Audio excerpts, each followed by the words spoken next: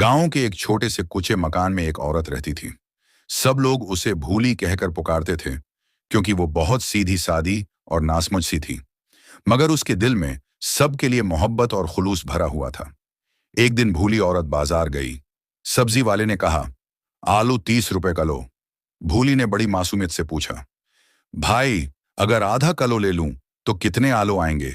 और अगर छलका उतार दूं तो पैसे कम हो जाएंगे क्या?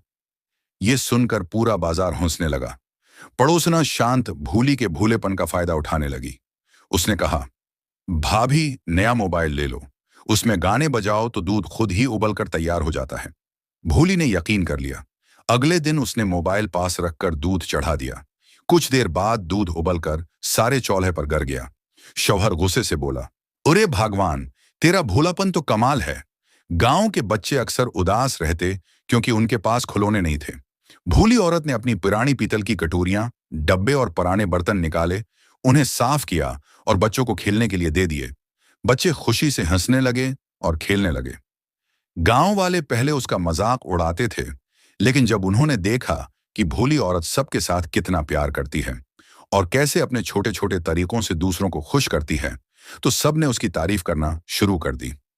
आखिर में कहानी का पैगाम यह है कि कभी कभी भूलेपन में भी एक अनमोल सच्चाई छिपी होती है। असल खूबसूरती चालाकी में नहीं, बल्कि सच्चाई और खुलूस में है। भोली औरत उसकी एक जीती जागती मिसाल है।